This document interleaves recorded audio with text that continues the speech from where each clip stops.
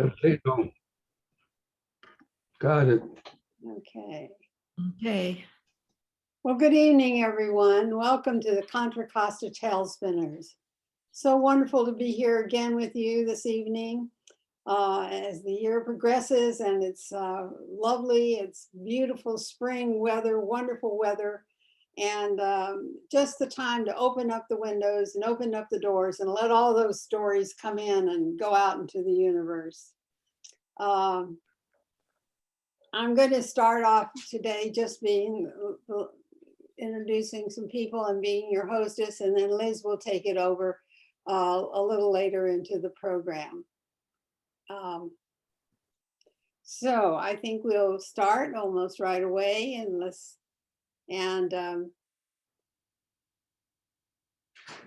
again, let me just say how glad I am to see all of you here.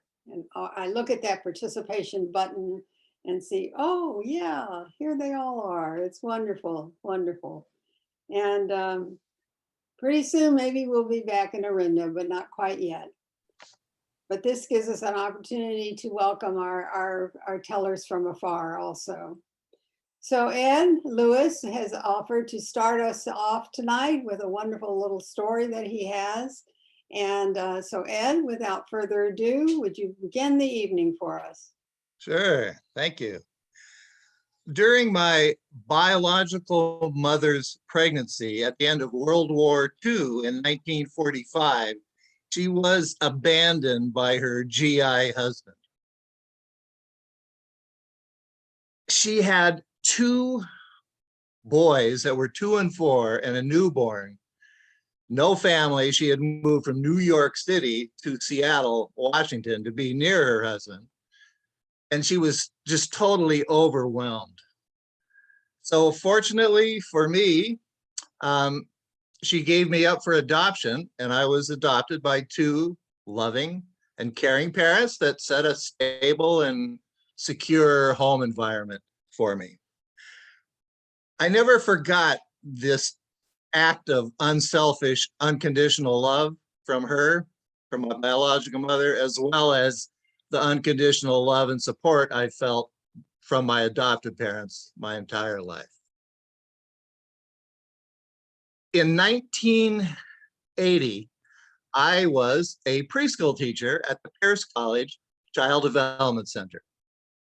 And I was blessed to have a precocious and intelligent 4-year-old girl, Jennifer, as the leader of the pack of 24 children, ages 2.5 up to 6. Jennifer would plan these amazing tea parties inside. Costumes, jewelry, the finest preschool china that we could have. She would make cakes out of Play-Doh, croissants, and it was a grand affair. And outside, Jennifer and her 2 good friends would plan tricycle trips down the Los Angeles freeway to Disneyland. Now, on one of those trips, she came running up to me and she said, "Look in the sandbox. There's a 7,000 tricycle pileup. And please get the hospital kit out for me." So I got the hospital kit out, and her and her 2 friends set up the hospital, the surgical center, transfusion bags, needles, stethoscopes, teams of doctors and nurses. They got tow truck drivers to go over and tow out the bike tricycles that had crashed into the sandbox, ambulance drivers in their little wagons to haul up the injured tricycle riders back to the surgical center. That was a premier event that went on for at least 2 months, at least once a week. Well, a couple years later, when Jennifer was in elementary school, I had kept in touch with her mother and we started dating. And I followed her up to Davis, California, where I live now. This was down in Los Angeles, the school I was at. I followed her, and the year afterwards, we had a home birth of a beautiful baby boy. There were 10 friends around. We'd set up the backyard with hay bales, Lori's favorite blankets, fans all over the place, the music she loved. Jennifer, now at age 9, baked bread all day because her mother loved the smell of bread. And at 7:47 in the evening, Jennifer and I cut the umbilical cord together and watched Travis take his first breath and his first drink of breast milk. Jennifer's father, biological father, had abandoned her at the age of 6 months old. But I relished the role of being a step parent. I was teaching at that time child development at a community college, and I had Fridays off. So every Friday, as a storyteller, I would go in to her classrooms and do music and storytelling and puppetry. It was a great time for me, up until about 6th grade, and then she said, "Okay, Dad, I think it's time for you to not come into my classroom anymore."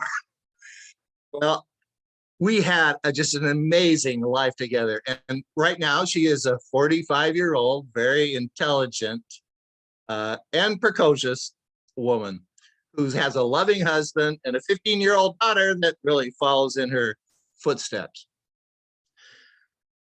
It was about 3 years ago at Christmas time, I gave Jennifer the most important gift I've ever given anyone.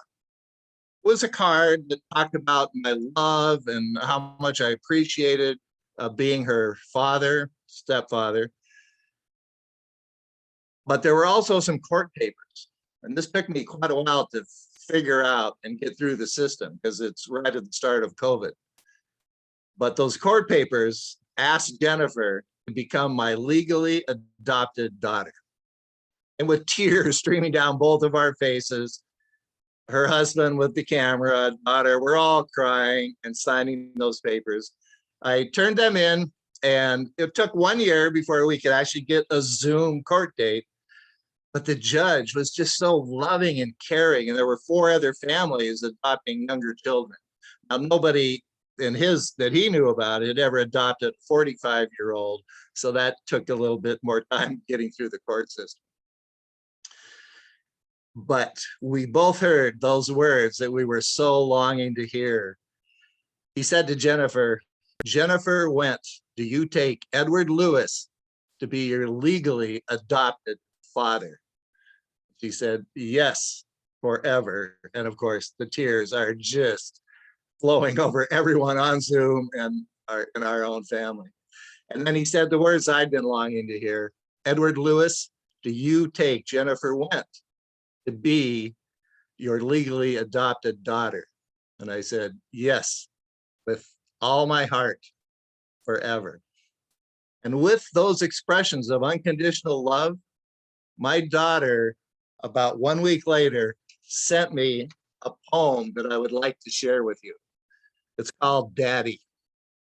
He chose me despite everything. The lost girl, the left girl, he chose me. The universe spoke. You don't get one of those. He said, "Nope, yes, you do. This one, me, right here." And he made me laugh, took me on adventures, made me try things, silly things, weird things. He's a weirdo, so am I. I must get it from him because he is it, the real one. Anyone can be a father, but it takes a real man to be a dad. My dad, he said, "I chose you, Jenny." And I realized that forever ago, my soul had already chosen him. Woo! Thank you.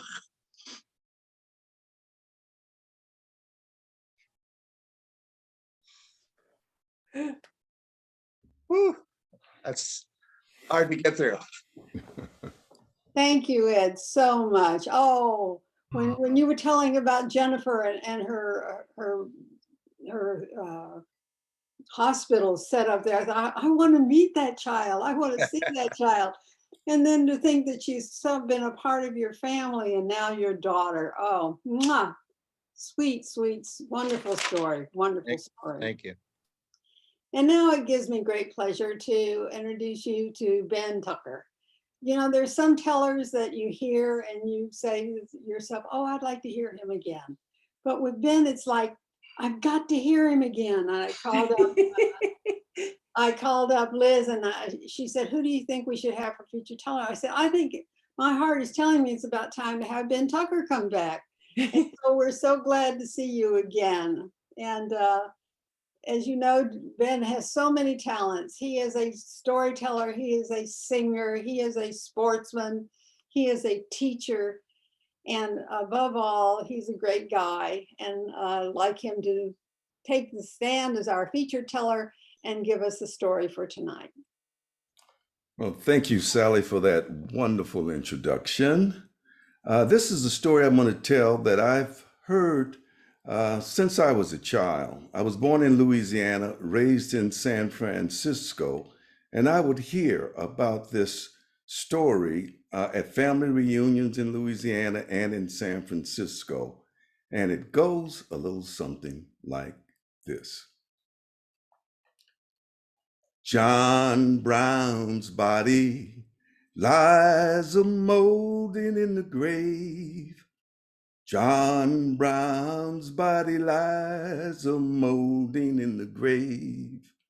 I say John Brown's body lies a-molding in the grave. His truth is marching on. When John Brown was hanged after his failed attempt on the Arsenal and Harper's Ferry in 1859, they found a note in his pocket, and it read, "The axe is at the foot of the tree. When the first blow is struck, there will be more money to help." And it was signed Mary Ellen Pleasant. I'm going to tell you who Mary Ellen Pleasant was. She was a gold rush millionaire. She was a major abolitionist, and she was a civil rights leader and activist in San Francisco. Now, her age is a little mysterious. Some folks say she was born in 1814. Some folks say she was born in 1817. I tend to go with that date because on her grave marker in Napa, where she's buried, it says 1817. Now, nobody knows exactly where she was born. Some folks say Louisiana, my home state. Some folks say Georgia. Some folks say Philadelphia. One thing for sure, her mother was a full-blooded African, but her father's identity was a little difficult to pin down. Some people said he was a Hawaiian sailor out of New Orleans. Other people say that she was the daughter of the youngest son of the governor of Virginia. One thing for sure, though, she was born into slavery. And at the age of 16, she was sold to Quakers as an indentured servant. And they moved her to Nantucket, Massachusetts. And these Quakers, they were abolitionists, unbeknownst to little Mary. And they owned a dry goods store. And they put her in charge of the inventory in the store and also cleaning up the family household. Now, little Mary was very, very intelligent, very diligent, and she kept inventory. She worked the register. She kept the house. She did cooking, and she was a quick study. At the age of 16, she worked her way out of bondage and became a free person, and the Quaker family enabled her to get her papers. She was also a mixed race, light skin, straight hair, and she could pass. And the Quaker family helped her pass so that she could move around freely throughout the city and conduct business. And also in that Quaker family, they organized a number of fundraisers and meetings for folks. And a lot of abolitionists came through. And Mary Ellen would listen keenly as she would serve the supper and pick up the plates.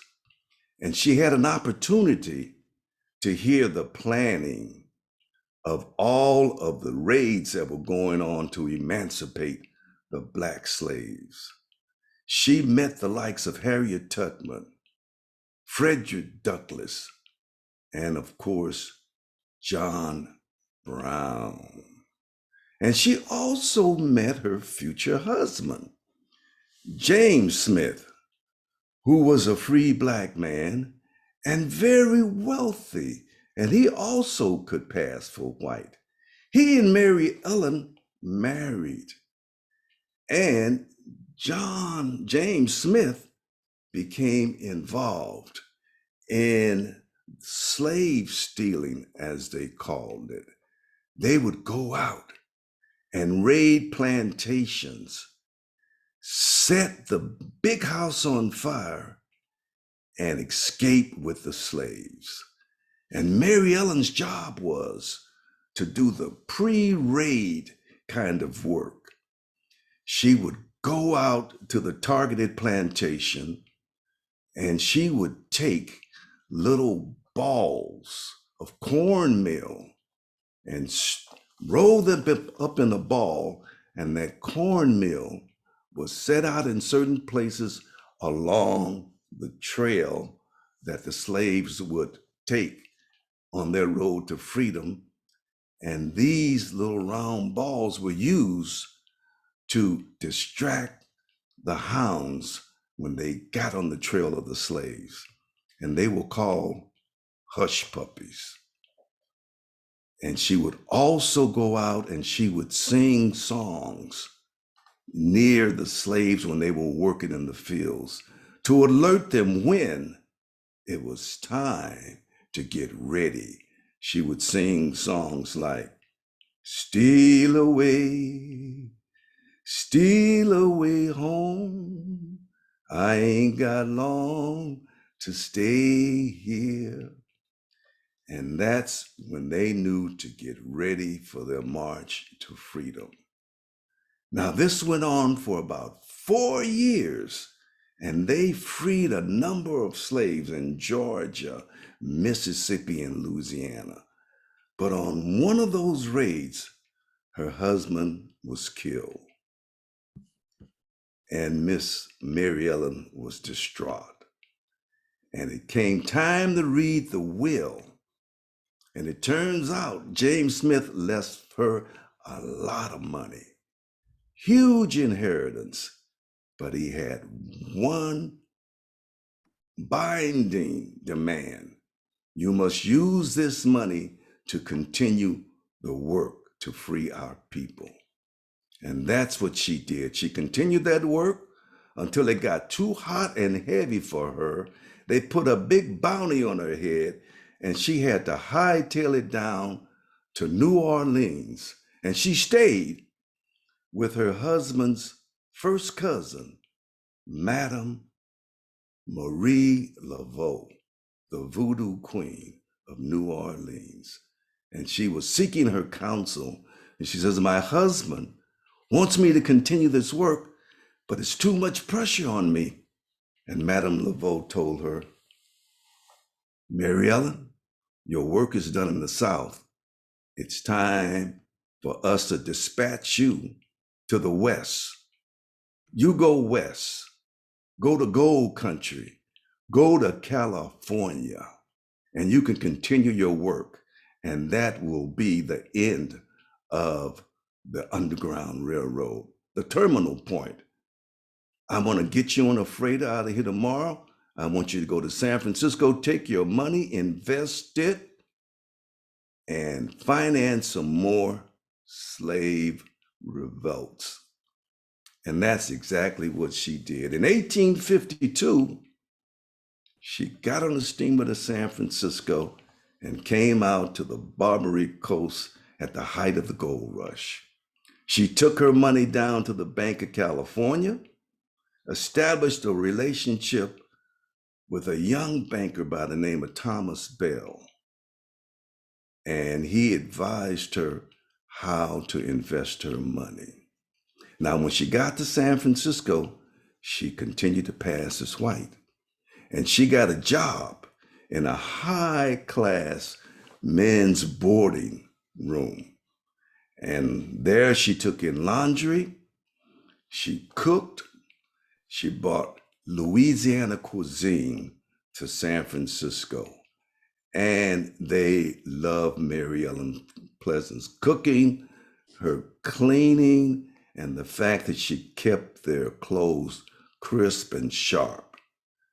And so Mary Ellen took Thomas Bell into her confidence, told her about her work. He was very, very sympathetic, and he helped her invest her money, and it began to grow. And she brought a number of escaped slaves to San Francisco, found them housing, found them jobs, and got their kids in school. Now, in 1865, after the Civil War and the Emancipation Proclamation, Mary Ellen decided she no longer needed to pass for white because she was free and she was wealthy. And so what she decided to do was she marched down to City Hall and she changed her race from white to black. And that, people, is when the tides turned. They found out she was black and the white population was outraged. They started to talk about her.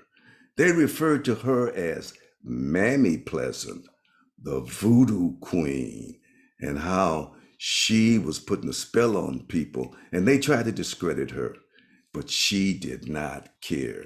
She had wealth, she knew her rights, and she also had a bevy of lawyers who looked after her financial wealth and her well-being.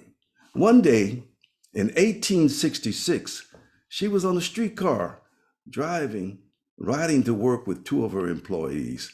And the conductor came up and said, "You black gals got to get off this here streetcar. You know, black folks can't ride on the streetcar." And Miss Mary Ellen stood up and said, "Yes, they can too." And he said, "You can stay on here because you white, but they got to get off."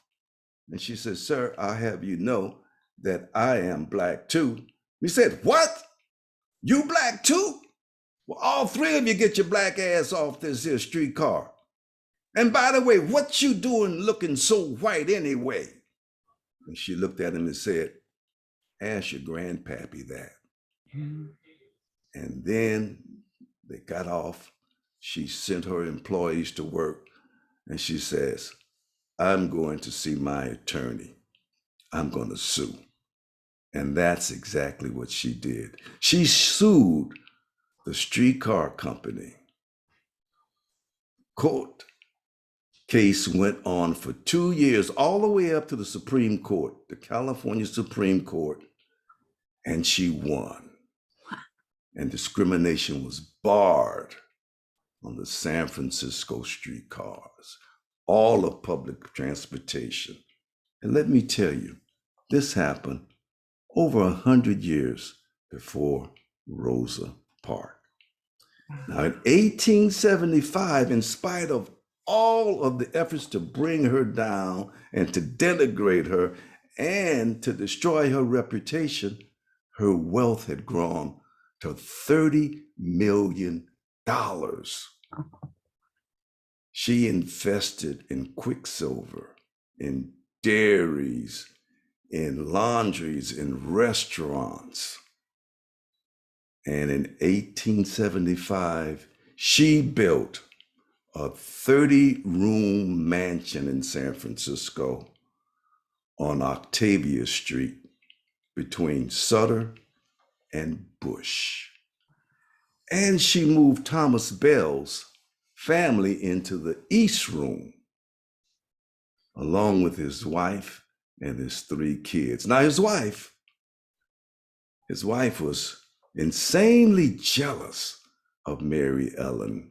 She accused her husband of being in love with her and having an affair with her. And he denied it vehemently, and he was loyal to her, to Mary Ellen, all the way. She could not shake his faith in Mary Ellen because he knew that he had brought him along to share in some of the wealth as well. But in 1892, Thomas Bell died under mysterious circumstances. Nobody knows what happened. Some folks said that his wife poisoned him. Other folks said she pushed him down the steps. But when he died, this is when Teresa Bell went on the attack. She took Mary Ellen to court and tried to say that she had bamboozled her husband out of his finances. Everything should have been in his name, and that she was the rightful heir to the mansion and all of his assets. Now, Mary Ellen had, like I said, a bevy of attorneys, and she fought Teresa Bell off for 7 years. But as a Black woman, she lost the case. Public opinion, the judicial system was against her. And they kicked Mary Ellen Pleasant out of her home in 1899. Now, she still had some money, but not as much as she used to. She moved up to the Sonoma area and then settled into Napa. And she started to have poor health. And towards the end, she started to fade. But in the meantime, Teresa Bell's fortune started to go haywire. She started to become obsessed with Mary Ellen and said that she was walking the halls of a mansion with her dead husband. She went madly insane, and the house mysteriously burned down, the mansion that Mary Ellen had so much invested in. And so in 1904, she called a group of her friends, Miss Mary Ellen did, and she told them, "My time ain't long. I want to see my old friends." She called them up to Napa. They all gathered around her and they reminisce. And one old man in the group said, "Miss Mary Ellen, do you ever regret the fact that you went down there in 1865 to City Hall and changed your race from white to Black?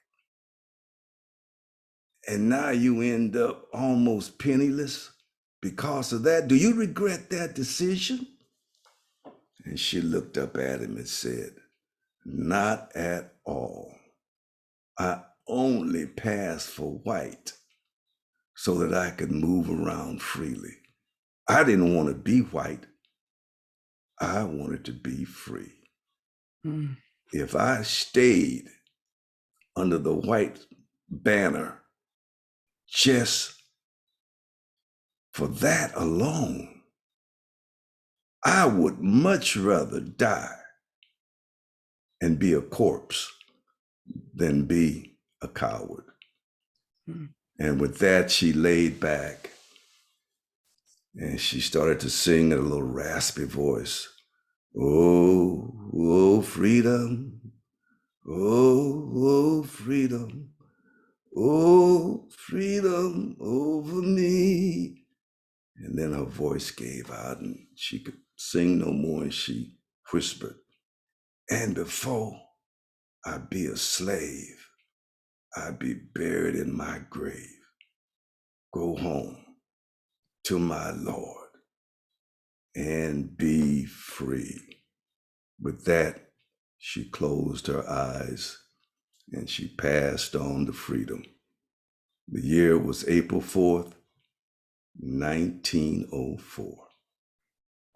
Miss Mary Ellen Pleasant.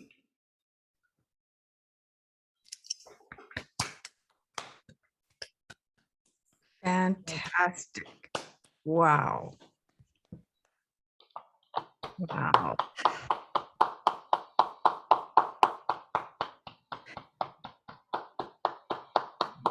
Yeah, some of us can't help unmuting. We need to hear you, we need you to hear us applaud. Amazing story. I mean, we all want to be in the room with her. All the women do anyway. Want to be in the room with her. I mean, such a great person, such a courageous person, such an adventuresome person. I mean, who wouldn't want to meet her? Who wouldn't want to be with her? Who wouldn't want to be influenced by her? Yay. Thank you so much, Ben. Thank you so much for that story and that bit of history. Amazing woman. It was wonderful to hear and wonderful to experience, and we'll think about it often. Thank you so very much. Appreciate it. Yeah, yay. All right, I'm going to turn the meeting over, the swap over to Liz. Okay, This with the mostest. yeah, I'm wondering whether we should take our little break right now. What time is it? It's 7:30. 7:30.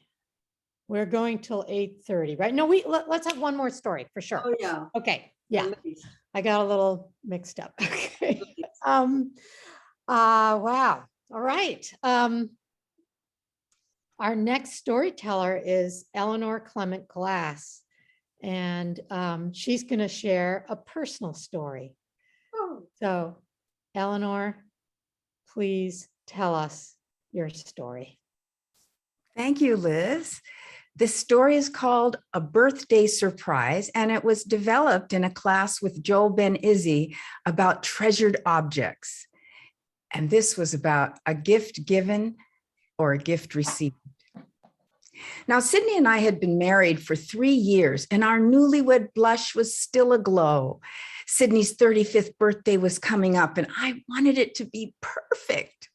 My mom was on board to take care of our toddler, Nicole, and our baby, Marcus, in Oakland for the weekend. Check. Childcare. Tickets to see Peebo at the Circle Star Theater. Check. Reservations at the quaint Napa Valley Inn in Yountville, right next to that adorable little Italian restaurant with the to die for tortellini. Check. Well, we were all set to enjoy the most romantic weekend ever, and it was all going to be a birthday surprise. Sydney loved the Peebo concert on Friday night, and he was surprised when we drove to Napa afterwards. Now, early in the morning, an alarm clock, which was one of his birthday presents, rang early in the wee hours of the morning. Sydney had to look for it. I had wrapped it beautifully and hidden it under the bed. Well, okay, first flaw in my plan. Nothing remotely romantic about looking for an alarm clock that you have to unwrap before the sun has even peeked out. Don't do that. Well, We dressed in our warm coats and we headed out. We joined 3 other couples, and Sydney and I watched in awe as these 2 beautiful, brightly colored hot air balloons that were spread over this beautiful green meadow began to fill slowly, majestically rising into the sky with their warm air. Now, the balloon's air was warmed by what looked like a bag. It was called an envelope. And it was suspended in the center of the bottom of the balloon's opening. The pilot raises and lowers the temperature of the air in the balloon to guide it. Now, wicker baskets were connected to the balloons and they were tied with ropes anchored to the ground. Each of those could hold 2 passengers, 1 couple, and the pilot. So there would be 2 balloon flights for each round. Well, when asked, who's going first? Sydney and I very uncharacteristically decided to go on the second round. We opted to stay and enjoy the champagne and the croissant breakfast picnic and watch the anchors as they were lifted and those gorgeous balloons began to rise. 2 smiling couples, 1 couple in each basket, waved at us as they rose higher and higher into the sky and the huge puffy white clouds.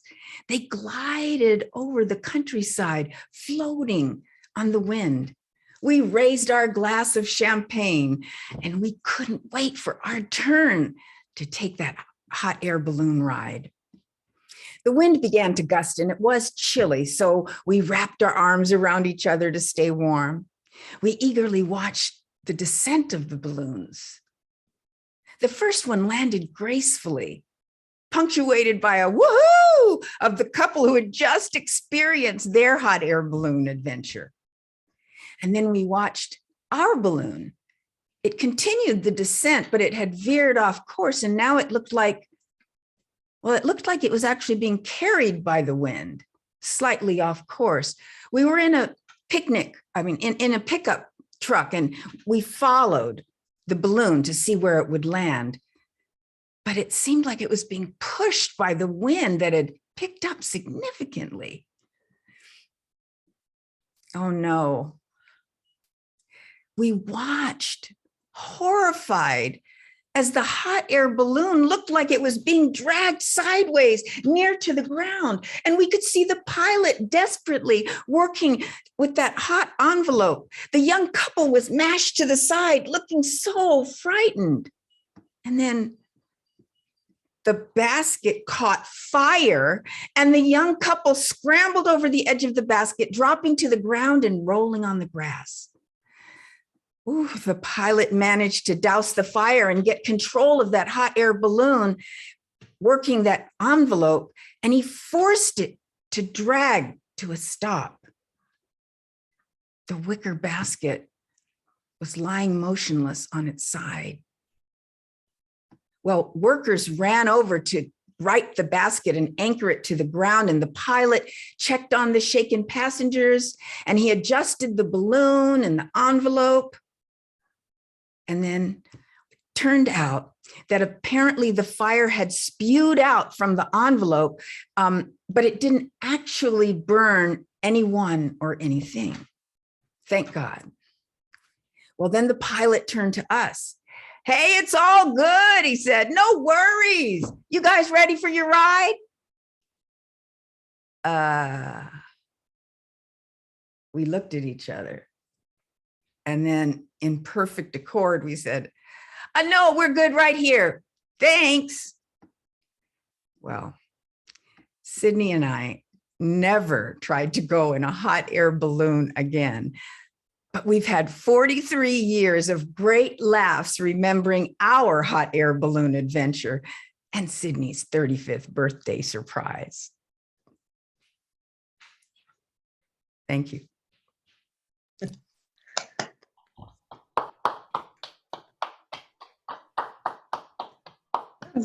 Good version.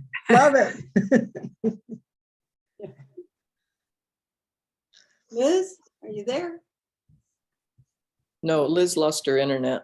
Uh-oh. Lost her You're the internet. host now, Sally. No. Oh, well then, let me see, let me get this out of here.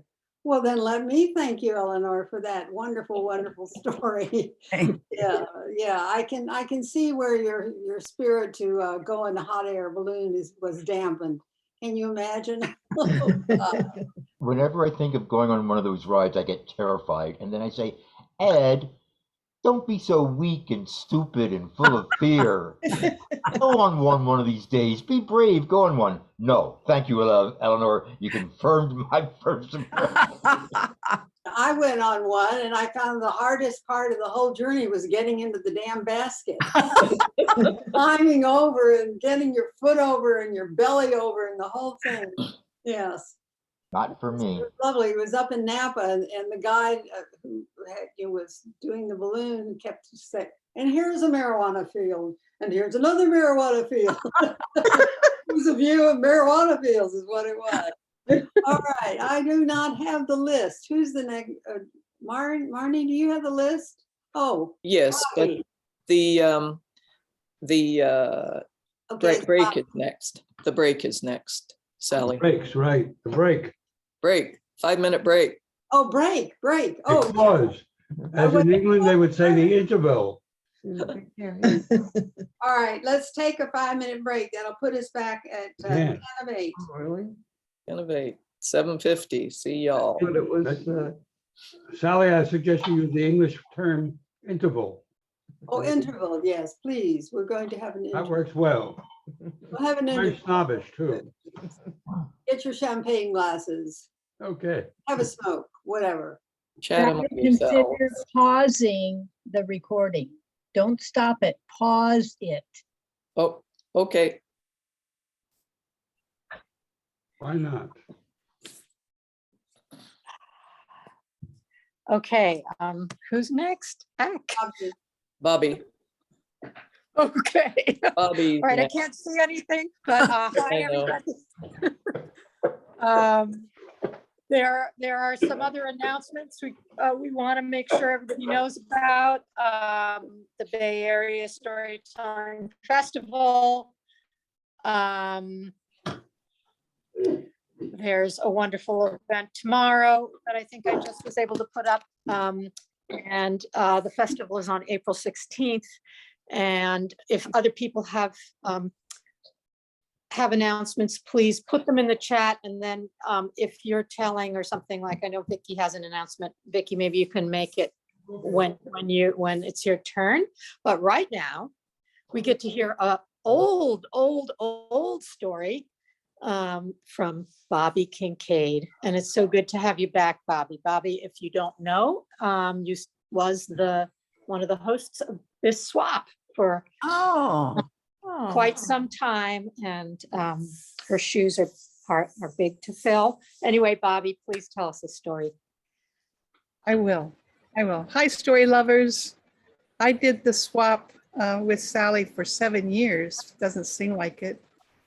Thank you, Sally. It was marvelous. Anyway, I'm going to tell stories about China and the dragon. I know it's not the best time in the world. Everything I try, there's some kind of distress going on. But anyway, I did a collections of stories when I told the children and adults that came to the Asian Art Museum. And what I tried to do is make a very brief, concise, simple type of history of why dragon is so revered and honored. And I'll start tonight with this first story. It's called Pengu.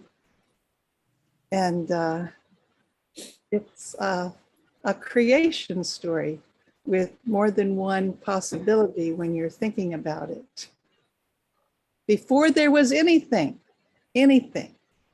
no earth, no water, no wind, no dirt, no animals, no plants, no humans. There was this chaos in the universe, and it was going around and around, and it was hot and it was cold and it was thick and it was thin and it was soft and it was hard. It was going around and around, and it kept going around, and there was lights that it kept going around, and pretty soon it formed this really hard ball, and then it all moved away, and there was substance on the below the ball and the air, and pretty soon there was a crack, and a beak peeked out, then 2 eyes peeked out, and then some claws pushed the egg a little bit more open, and a little more open, and 2 arms came out, and then the body stretched up, and it had a long tail, and it had 4 legs, and it looked in the sky, and it said, Yang. And it looked down below itself, and it says, Yang, mother. And it looked around, and it looked at the sky and the possibilities, and it breathed, ah. And then it let out a moan, ah. And it looked at itself. It had a beak, and on its beak were 2 little horns. And it had a long nose with some whiskers, and it had a horn at the top of its head, and it had fuzzy ears, and it had a neck, and it had feathers around its neck, and then it had scales, and between the scales there was hair, and on its back it had a hard shell, and then it had a long tail that had some ripples in it. Well, Pangu stood there, and for 18,000 years he grew 6 feet a day, and he pushed his father Yang up and his mother Yang down. And while he was there, if he got sad, it was cold and rainy. If he got angry, there was a storm. But if he was happy, everything was cheery and bright, and light was everywhere. Well, when he was bored, what did bored people do? He started imagining things. And he first created dragons, because there was this vast sky. And he saw dragons up in the sky, and then he envisioned water, and he saw dragons in the water. Then he made his mother was the earth, and he had dragons down there, and he liked that. And then next he created a woods with trees and flowers. And in this woods he put unicorns, because they like to play and dance around. And he really enjoyed that. He had his dragons and he had his unicorns. And pretty soon he wanted sound. So he created this beautiful phoenix, and it would go around with this lovely colors, and it would sing songs, and it would blast with fire every so often. And he was very, very pleased with that. Well, he's getting bigger and he's getting older. And then he made a turtle, like the shell on his back, so he could stand on the turtle, and the turtle was on top of his mother. And Turtle and him talked and discussed this and that, Pangu's dreams, his visions, his philosophies, his opinions, and they talked just as long as he grew. And pretty soon he got really tired. He was getting old now, and he was getting really tired. So he laid down on his mother, Yang. And as he laid down, he became the earth on top. His head became the mountains in the north. His arms became the legs. His arms and legs became the mountains in the east and west, and his feet, the mountains in the south. His bones became all the diamonds and jewels that sprinkled on his mother. His muscles and his skin became the dirt on top of his mother. His left eye became the sun god, and his right eye became the moon with the lady with the herbs in it. His mouth and nose and lungs became the tunnels in the earth. And his skin, that was the top of the earth. And then there's the flowers and the trees, which he imagined started growing in them. And then lastly, the fleas became the humans and the animals. And they say from that time on, Pingu created our world. And Turtle now stands with his 4 paws on top of Mother Earth, Yang, and he tells constantly the opinions and attitude that Pang created a long time ago. And according to Chinese mythology, we now live in all of that. I don't think he imagined war, though. That wasn't not in the plan back thousands of years ago. Thank you for listening.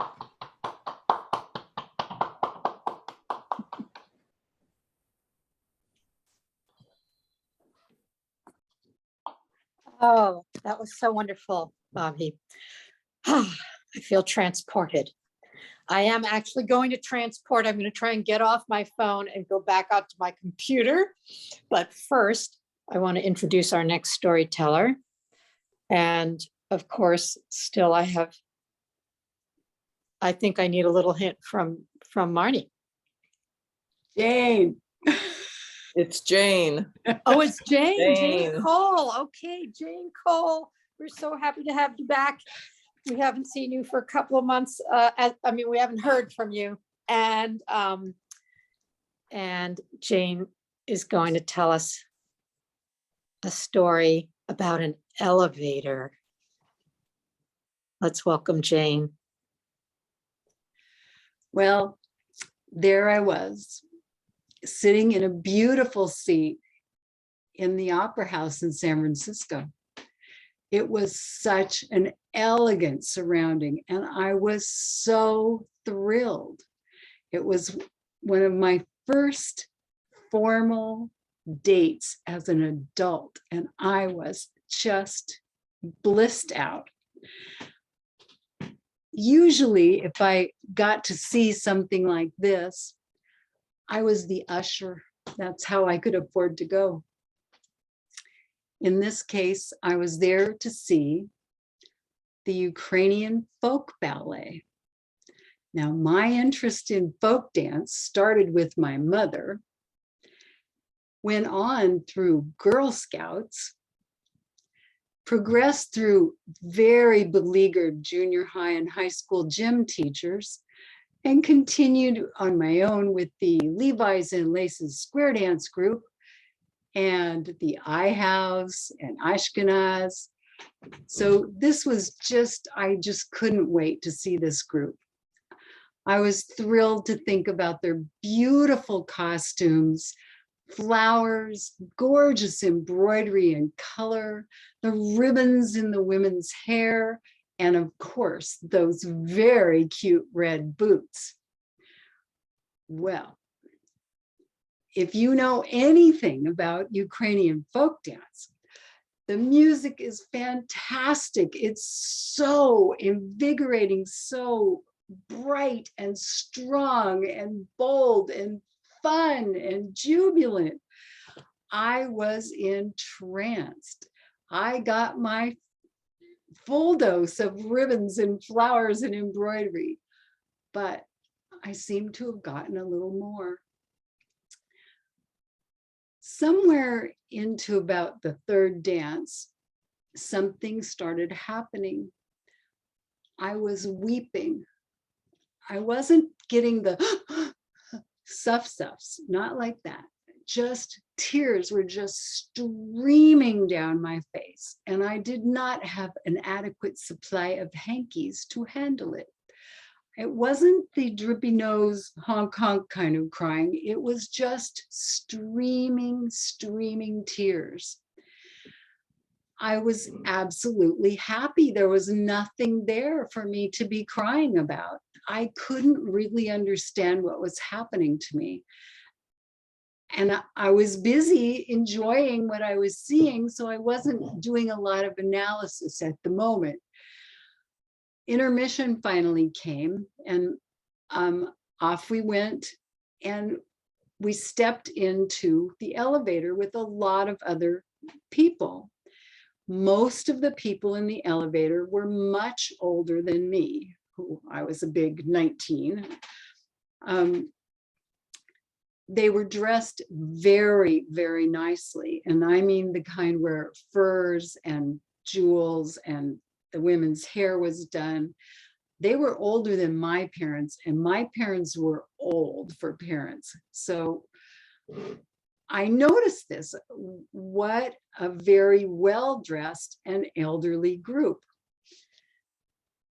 The tears were still streaming down my face, and it was embarrassing because what am I doing crying there in the middle of the elevator? And the group around me was very solicitous and very kind in their looks at me. And finally, someone said, "Oh, you are Ukrainian." And I said, "Oh, well, no." But they just looked at me and nodded their heads. And then the door opened in the elevator and out I went into the lobby, and then eventually back to our seats. Well, for the second half of that performance, I realized something had happened in that elevator that I couldn't process. I didn't exactly know what was going on. And I began to absorb more. And I realized, oh, there's more to this dancing. There's more to this beautiful harmony in the singing. There's more here than is just happening as a performance. And I realized, oh, the people who have come tonight are not here just for the dancing, just for the music. And oh, the performers on the stage are doing more than dancing and singing and playing music, because they were sending a message to a very receptive and very homesick audience. And the audience was sending a message to them to go back and carry on. So my story apparently is not finished. And today, all of us are sharing that same story as it carries on in Ukraine. Thank you.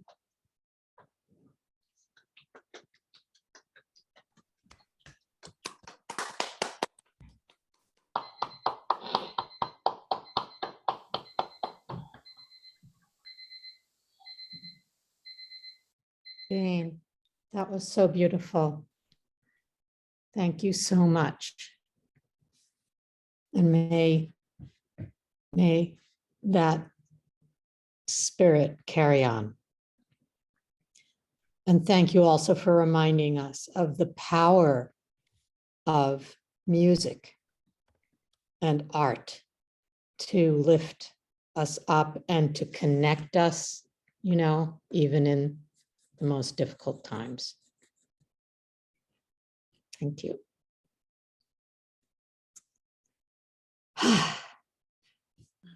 Our next storyteller is Vicki Ness. Vicki's one of those who's come to us only since we've been on Zoom, because she's from Santa Rosa and is part of the Do Tell swap up there, which is another wonderful swap. And we've just been delighted that you're coming and sharing your stories with us. Thank you. I'm going to tell you a fairy tale that, of course, begins once upon a time. There were two kingdoms that were right next to each other, and the larger kingdom of about 700 good souls followed a queen, tall and elegant, beautiful, compassionate, and judicious.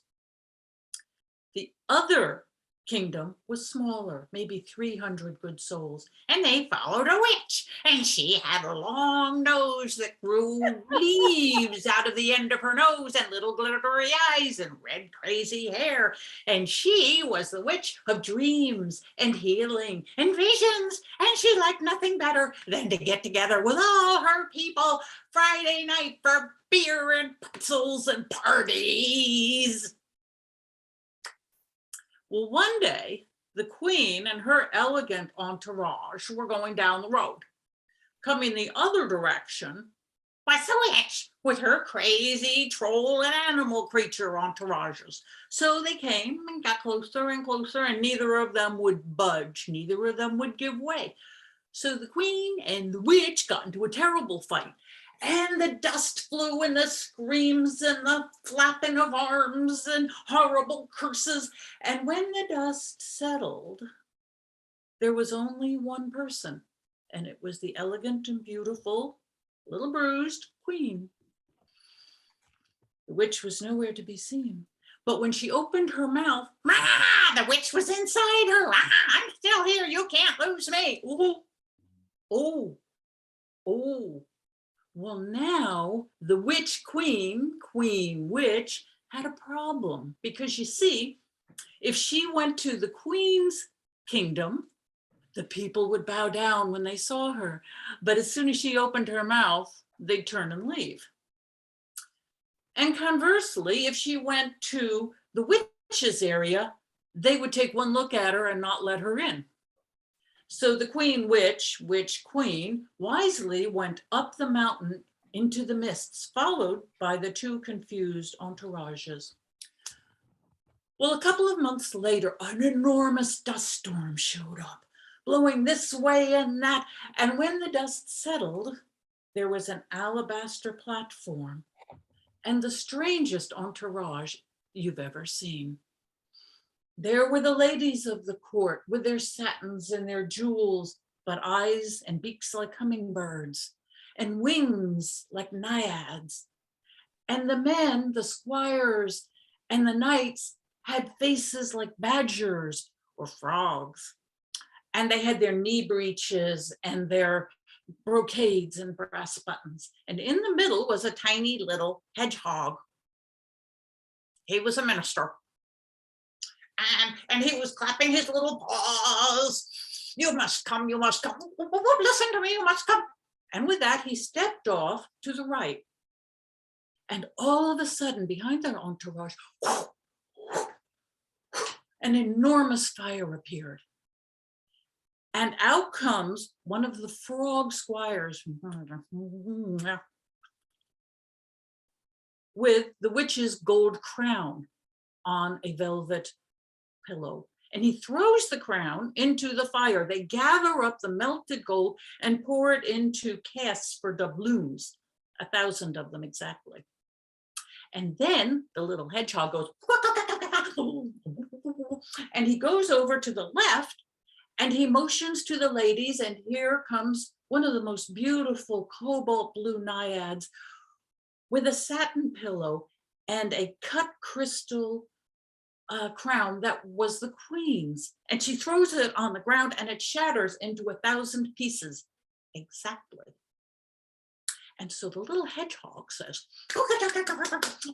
okay, everybody must gather a gold doubloon and a piece of the crown. And so they did.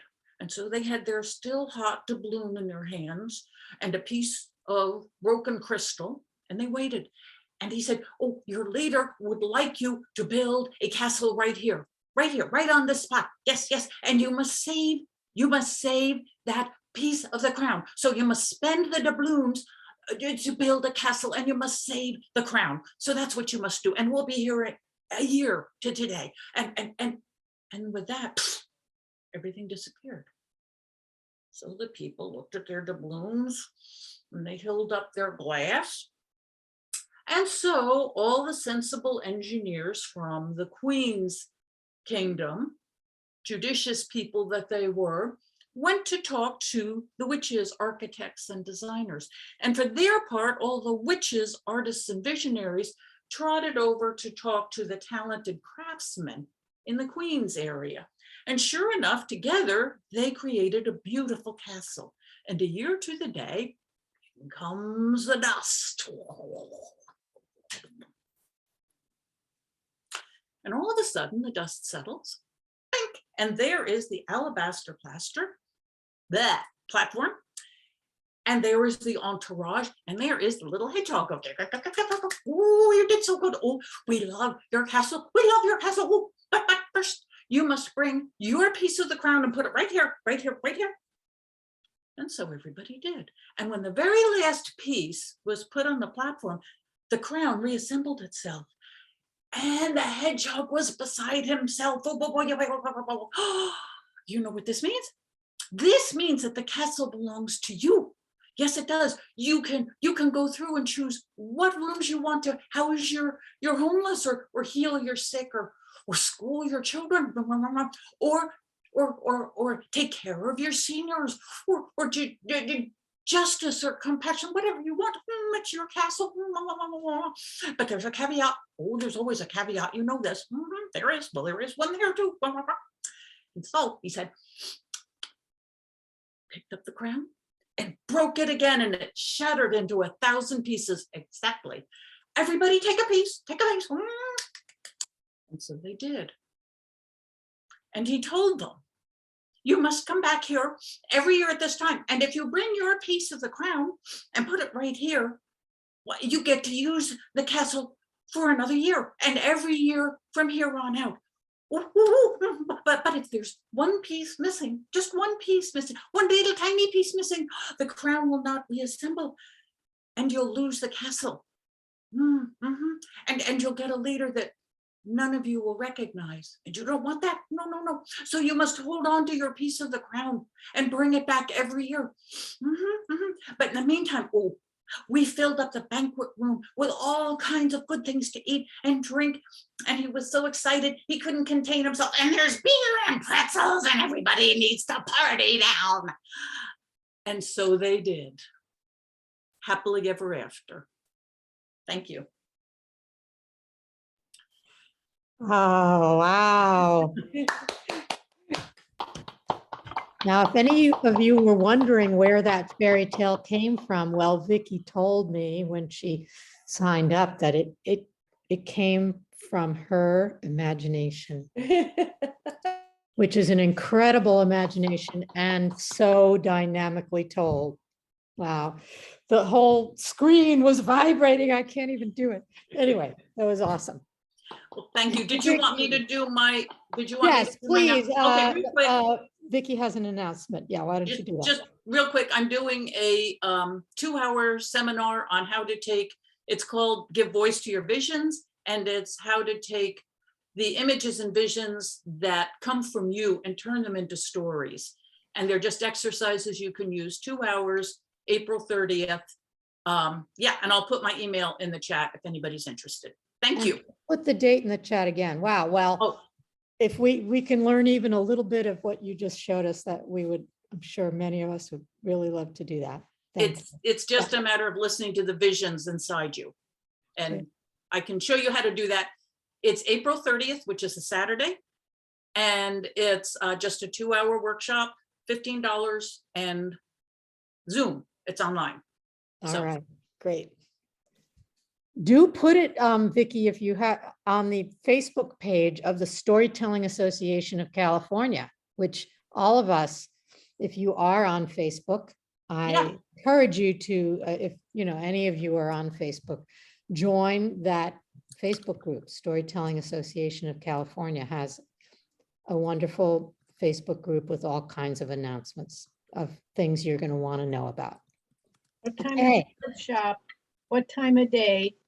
Hold on, I'm trying to figure out how Vicki, to. yeah. Sorry, Take your just time, a second. Vicki, during this last story. We have one more story. And get your information together and put it in the chat.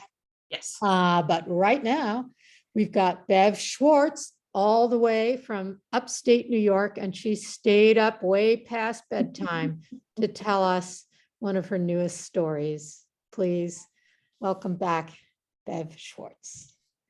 Thank you. I can't tell you how much I enjoy this group. I really do. I looked forward to it tonight.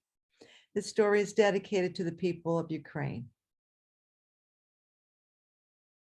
My father's name was Edward Nathan Schwartz. He grew up in Pittsfield, Massachusetts, dropped out of high school, joined the Navy, and when he got out, moved back to Pittsfield, and he would go every week to the Ukraine Hall where they would dance every week with different people. All the young people of their age went. My mother, Becky Schwartz, was born in Albany. That's where the Ukraine Hall was. And she also loved dancing. And she went every Friday night, and that's where my parents met. They got married. My father, who was a dropout, had no education, and he took a job as a shoe salesman and became a manager of the store and worked there for 39 years. My mother always wanted to go to college, but didn't have the money and became a secretary and then working for the state. She ended up at the end of her career as a private secretary to the governor of New York State, Rockefeller at the time. She had always wanted to go to college. They raised 3 kids. Me, I was the first, then Paul 2 years later, and 8 years later, there was an accident and Bruce came along. We all grew up, and my mother, as we got older and like in first, second grade, opened up savings accounts. I told my mom, I want to go to college. And my mother said, you would be the first one in our whole family to ever go. So every time I babysat or worked at JM Fields or Walmart or wherever I worked, all the money went into my account towards college. And I was told, get good grades, you're going to need a scholarship. Otherwise, you'll have to take out loans. And my brothers followed the same way. All of us graduated college and we made our parents proud. After 39 years, my father got sick and decided he had it. He wanted to retire. My mom retired and they moved to Florida. And for the next 15 years or so, they would spend their summers up in Albany at my house or my brother's. And then after that, Thanksgiving, Christmas, go to Dallas and visit my brother and the grandkids there, and then spend the rest of the year in Florida. My mom died at 75. My father continued going from house to house, my house in the spring and the summer and the early fall. They'd go to Bruce's house next, he'd go there and then back to Florida. I noticed when he was about 80, he wasn't doing as well as he did. He asked me, would you drive me up to Pittsfield so I can see my parents' grave? I really want to see them. I haven't been there in years. And his best friend from when he grew up, the 3 of us drove up and we went to his parents' graveyard, which I have still on my bedroom furniture. Every morning I wake up and see him in front of the grave sites. I called my brother and I said, can you get some doctor appointments? I think he needs to be checked out. And when he left, he went down and my brother did it. I'm a teacher and I had Christmas off and I have February week off. And I get a phone call the first week of February. And my brother said, we got the test results. Dad is terminally ill. He has cancer and he's decided he doesn't want treatment. Would you like to come down and visit him? Oh, yes, I can go in 2 weeks, I said. So I went and flew down. Now, my brother and sister-in-law had to work all day. The kids were in school all day, and at night they had a lot of sports activities and stuff. We only went out to dinner once that whole week. Otherwise, I was in the house all day, all night. It was the most wonderful week I've ever had in my life. We talked about him as a child and growing up and people we knew. His favorite show on TV was Dancing with the Stars because he loved to dance. That's how him and my mother had met at the Ukraine Hall. We would get up and we would dance at the music with the stars on the TV. And during the day, we would put the radio on and sing to songs and get up and dance. He loved my mother's cooking and said, could you make mom's kugel? And we gave the ingredients that we needed to my brother and he bought them. And we made the kugel and we sat there. And he said, do you think we can taste it before we serve it? I said, sure. He looked at me, I looked at him, we threw it away. Oh, well, it was a good try. We had fun that week, but we never talked about his illness. The week went by so fast and it was time for me to leave. What do you say to someone that you might never see or probably won't see ever again? Where do you find those words of what to say? We looked at each other and hugged and kissed. Beep, beep, my brother's saying, come on, you're going to miss the plane. Hurry up, he yells out the window. This is not a moment I wanted to rush. So we gave one last hug and kiss and said, I love you to each other. I started walking towards the car and all of a sudden I hear him shout, Bevy, Bevy, turn around. That was the name my family only called me. No one knew that. Bevy, turn around. And I turned around, and there he started singing to me. I love you, a bushel in the peck, a bushel in the peck, and a hug around the neck. And then he took his hand and threw me a kiss. I threw one back. And then I got in the car and we drove away, with me trying to see him as long as I could. Now Ukraine is having the same thing happen. Fathers and mothers are having to say goodbye or to their sons or children, not knowing if they're ever going to see each other again. So we should pray maybe tonight or sometime, hoping that they will not have to realize that they will never see their loved ones again. I heard this in a Seattle storytelling group or California, I can't remember, but I'd like you to keep this in mind. There will be peace when the power of love is greater than the love power. Pray for Ukraine. Thank you. Thank you, Bev. Oh, okay, let's unmute. Let's everybody unmute and we'll clap for all the storytellers. And what a night. Sally, I turn it back over to you. And we'll have I wanted to say good evening, good night to all of us, to all of you. Thank you as always for joining us. It's important to keep this circle going, this power of friendship and love and creativity. It's challenging times, you friends, challenging times. Create your stories, live a good life, and we'll see you next month. Thank you. Thank you, everybody. Bye-bye. and